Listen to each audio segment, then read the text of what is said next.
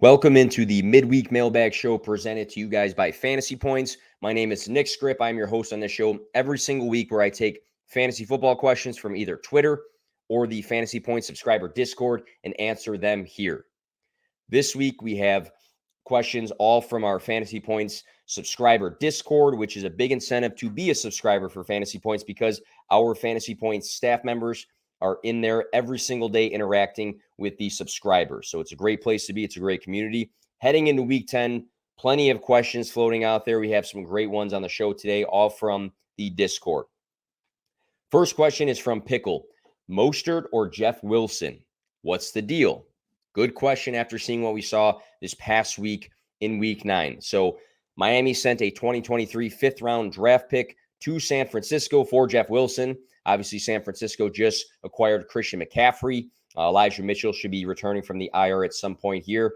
For Miami, they traded away Chase Edmonds. So they went and got Jeff Wilson, who reunites not only with head coach Mike McDaniels, who was the former San Francisco offensive coordinator, but also Raheem Mostert, who was his teammate on that team with Mike McDaniels. So they have a history there. It seems like McDaniels is just bringing all the boys back together. But after seeing over 60% of the snaps all of weeks 4 through 8, Mostert saw just 47% of the snaps in week 9 against Chicago. 9 total touches. He did score a rushing touchdown.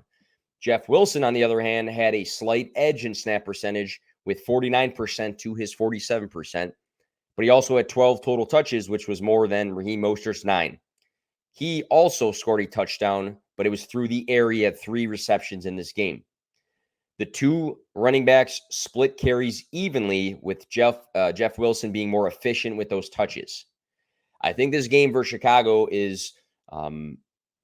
shows a couple signs for the two running backs. Number one, both guys will be getting some sort of work. I do believe that they're going to have some sort of committee. I would be surprised if it's a complete workhorse takeover for one or the other. Number two, there was no hesitation to get Jeff Wilson into the game and give him some work straight away. And then number three, Wilson is the receiving back between the two. So maybe it's an overreaction, but if two guys are splitting work, give me the running back that is going to be the running back featured in the passing game, which is Jeff Wilson based off of what we saw in week 9. So both guys, again, getting work. When a guy gets receiving work on top of it, he has a bit higher of a ceiling because he's going to get those receiving yard points. He can score through the air like he did this past week. So if I'm juggling the two, again, maybe it's an overreaction, but I'm going to go with Jeff Wilson based off of what we saw versus Chicago in week 9. Next question we have Irv, who asks, with league trade deadlines approaching, is Darren Waller worth trading for? It's a good question. The Raiders were cautious this past week with Waller. He was at practice through the week, but in a limited fashion. So he was limited throughout the week, but he was practicing, but then he sat out this past week. It brings Keenan Allen's situation to mind, because Keenan Allen for the LA Chargers also is dealing with a hamstring injury, which is what Darren Waller has. But reports came out that he had a setback over the bye week, and that's why he didn't play. I don't think we saw that anywhere with Darren Waller, unless I missed it, that he had some sort of setback. He was practicing kind of limited, but then missed the game. So that just kind of says to me that I feel like he was really close to return, and they're like, hey, let's not push it this week. Let's wait until next week, which could be a better sign for the long run in general. But healthy Waller had 2 games of 5-ish fantasy points, 1 of 11-ish, and by ish, I mean like a decimal point, and then a good 17.9 fantasy point week in week 2. He played weeks 1 through 4 in full fashion. He was injured in week 5. They had the bye week in week 6. He missed time up until this point. He does have a good history with Derek Carr, though. Looking at this season so far, those games that I read off, not really great, not what you expect. 6, 8, 5, and 5 targets in those specific games. You would probably expect his target ceiling to be a bit better and have more of those 8 targeted days versus like 5. But again, he has history with Derek Carr. 2019 and 2020 in back-to-back seasons, he had over 1,100 yards receiving, which is great for a tight end. I feel with with Hunter Renfrow not having much of a year, Matt Collins sporadically is like good and then just like disappears, nothing, special in terms of having a consistent role. I feel like Darren Waller, once healthy, should be one of the three important pieces that operates in this offense. Devontae Adams, obviously the alpha wide receiver who just saw 17 targets for the second time this season. Josh Jacobs is having a great year. And then Darren Waller should be in that mix with those two guys as well to push the Raiders forward. So you have to figure that whoever the current fantasy manager of Darren Waller in your league had to have addressed the tight end position, right? Because they've been missing Darren Waller. So maybe they picked up Greg Dulcich or Kate Otten from the waiver wire. Maybe they also drafted a tight end kind of later, like Gerald Everett, who's been pretty decent this year. So if that's the case, the combination of potentially, being fine without Darren Waller up until this point, maybe they've still been winning weeks and they're like, hey, I'm winning without Darren Waller. Maybe I should trade him away. That could be a factor. And also just like him not being relevant could have, lowered his price tag at the end of the day. So it's always dependent on who you are sending when it comes to trades, but timing is key, right? Timing is key. So if you say, hey, you know what, Darren Waller is a guy I want to trade for now, come the fantasy playoffs, he could be a guy that really pushes me to win it. If that's your mentality, then you need to trade for him now. You can't trade for him when he comes back and scores 18 fantasy points, because then that price that might have been lowered goes straight back up. So timing is key. If you identify Darren Waller as a guy you do want to trade for, you'd have to do it now, which is a bit risky because he's been banged up, before he comes back and has a good week. That's just how the trading world works when it comes to fantasy. Next on the list, we have TGDFL, who asks Dak or Fields this coming week. So this specific fantasy manager has Dak Prescott for the Cowboys, Justin Fields for the Chicago Bears. Who should he play this week? And I'm going to answer this, I promise, with zero bias. I'm a Bears fan. This is going to be just from a fantasy football perspective. Nothing has to do with me being a Bears fan at all. But Dak is up against the Green Bay Packers this week. The Packers actually ranked 30th in points per game given up to the quarterback position.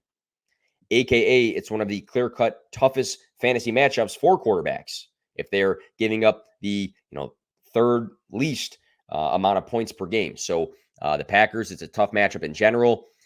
The Cowboys are coming off of a bye. It was a solid day for Dak the last time he played, which was week 8 versus Chicago as the QB4. So he was the QB4 that week versus the Bears. Ironically, he was the QB 18 the week prior in week 7 versus Detroit, who is a softer matchup. It was his first game back from injury, though. Justin Fields, though, he's playing Detroit that we just mentioned. To me, he's a must-start quarterback right now. It's unreal the shift he has had from the beginning of the year through weeks 5 through 9, where he's been great. So in that span, weeks 5 through 9, where you've seen this shift in Justin Fields, he has been the QB 13, the QB 8, the QB 5, the QB 5, and the QB 1 for fantasy. Massive performance this past week, throwing a season-high 3 passing touchdowns, but he also added another touchdown with his legs, which, he has that upside there. This is a game that he broke Michael Vick's quarterback regular season rushing record. Fields had 178 rushing yards on the ground. Unreal. Obviously, you can't expect that every single week, but the upside there is just hard to ignore when it comes to placing him in your lineups. To me, just watching games and just seeing his efficiency go up, seeing him just look good in those games and put up better numbers, it seems like Chicago has really focused the playbook on Justin Fields' qualities as a dual threat quarterback, which is why he's been successful. You can't just expect a guy with his sort of skill set to operate in the same conditions as a pocket passer necessarily. But he's looked great in those games. He's been a top 5 quarterback 3 straight weeks in a row with that dual threat ability on full display. The Lions are number 3 in points per game given up to quarterbacks on the year.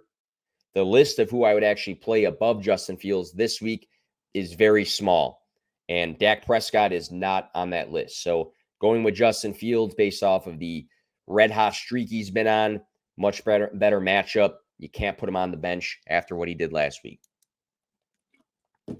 Next on the list, XJTESTEI2 probably a way to say that. Don't want to butcher it. But he asks, I am in need of a wide receiver bad. Do I trade Chase? I'm in the playoff hunt. Also, who is a viable person to target? So I'm rolling with all these being redraft questions because obviously advice about trading Jamar Chase is much different in Dynasty versus redraft. So everyone's end goal is to win their fantasy football league. Everybody who plays puts down their money and participates. That's just simple to know. Smaller would be a goal to get that first round bye. I mean, if that'd be a smaller goal outside of just winning the fantasy football league. In most leagues, whoever takes first in their division gets that first round bye, unless you have 12 teams in the first two along those lines. But a first round bye is something that a lot of leagues have and a goal of a lot of people's. Smaller than that now would be to make the fantasy playoffs. You can't skip that step and get to that end goal. You can't win your fantasy championship if you don't make the playoffs. So you need to make sure that you're addressing what you have to do to actually make playoffs, or you won't get to the goal that everybody wants, and that's to win your fantasy league. So if you are in a pinch here, I'd make sure to first evaluate if you can get anybody useful on the waiver wire.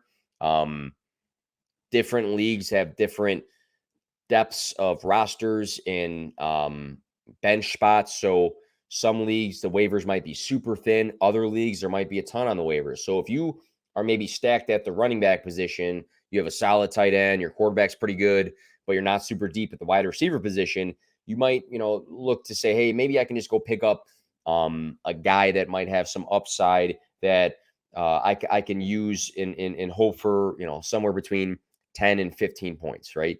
But again, it just depends on the league you're in. I'd be fine, though, making a move if it means getting you into the playoffs, because you have to get to the playoffs again to win your league.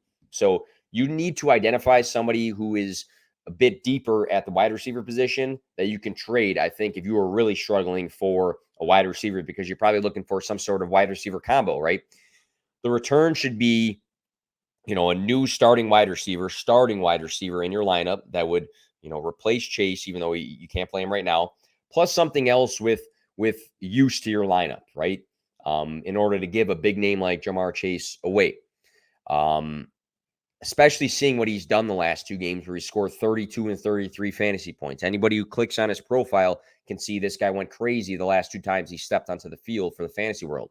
So here's some examples. So Amon-Ra St. Brown plus comes to mind, because Amon-Ra St. Brown has scored 13.9 and 9.5 fantasy points the last two games, which may have frustrated the current fantasy manager because they expect more out of him. When, if you dig deeper, though, you'll see that he's had 19 targets across the last 2 weeks. So he's still being hyper-targeted. He just hasn't been super productive the last 2 weeks. So I feel like you can capitalize on getting a guy that probably has the upside to be a top 12 wide receiver and get something else of other use to your lineup for Jamar Chase. Amon-Ra St. Brown plus another good piece for Chase.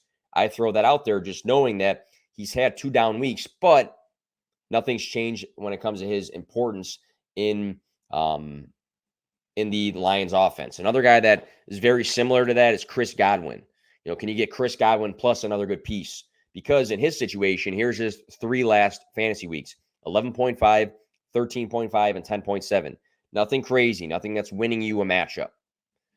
But if you look deeper again, you'll see 4 straight weeks of 10 plus targets, with only one of those being 10 targets. So he's being targeted a ton by Tom Brady. It just hasn't been the most productive. He hasn't been the most productive for the fantasy world. So again, the price might not be that high. You're saying, hey, I got Jamar Chase. You can really help you later down the road. Can I have Chris Godwin and another good piece that's going to help your lineup and get you into the playoffs?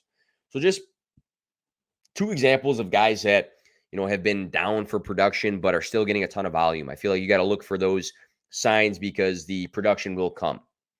So you'd ask for, one of these 2 guys plus a potential flex that you use on a weekly basis. But again, just 2 targets, 2 examples. Otherwise, surveying the room is a good start. You can say something along the lines of like, Chase is on the block if you're looking for a playoff boosted piece. Being a salesman here, I need 2 wide receivers for him, or I need a wide receiver and a running back, or whatever the case is that you need. That's an example of how you can phrase it. You're not just going to say, oh, I don't want this guy on my team anymore. Put him on the trade block. Don't say anything. You can say, hey, if you're looking for a playoff push later, I need something now. And that's just how it could be simple for you to make a move and make sure that you get into the playoffs. Because, again, can't win the league if you don't actually get into the playoffs. Last question here is from Freddie. Is CEH or Pacheco the guy? I need to drop one of them. So he's got both. I wouldn't say both. He's got two of the Kansas City Chiefs running backs. He's juggling, between the two who have not been great this past week. And he said, which one of these guys do I drop? So let's take a quick look at week 9 for the murky Kansas City running back room. These two guys, but also don't forget about Jerick McKinnon. So fantasy points. So how many fantasy points did they have? Week 9, McKinnon 10.4, CEH, Clyde Edwards-Helaire 2.9, Isaiah Pacheco 1.9. So McKinnon over 10 fantasy points, CEH and Pacheco under 3 fantasy points. Snap percentage in week 9, McKinnon 62%, Pacheco 22%, CEH 17%. Total touches, McKinnon 9, Pacheco 6, CEH 5.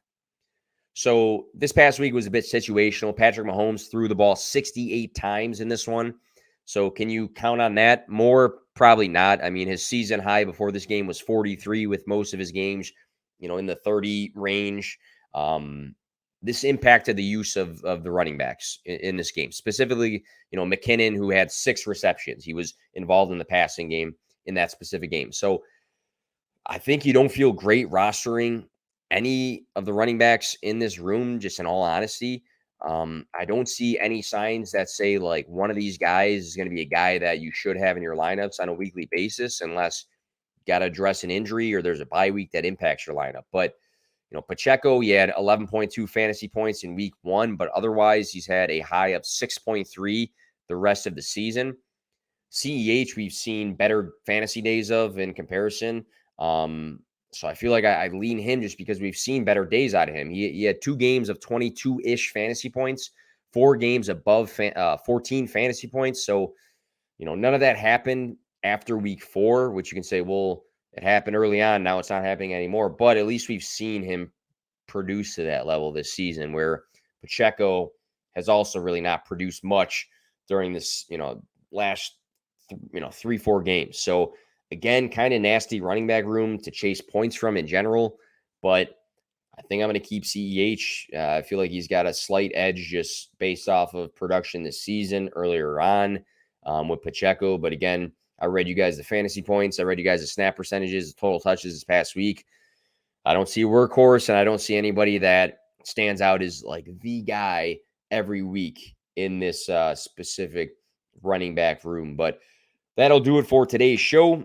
Again, if you want to be featured on this specific show with your fantasy football question, usually ask on the Fantasy Points Media Group Twitter page. I'll post and ask for a question through that account, or for questions through that account. Otherwise, if you're a Fantasy Point subscriber, I ask every single Monday in a group chat, hey, what do you guys got? And a bunch of people always chime in questions, which is great. Make sure you are subscribed, because you'll have that benefit of interacting with the Fantasy Point analysts on a weekly basis, rocking my Fantasy Points hat. Good luck in week 10. You can catch me on Sunday with my guy Major for the Extra Point Show, talking underdog player prop bets through the Fantasy Points YouTube page. Have a good day, guys.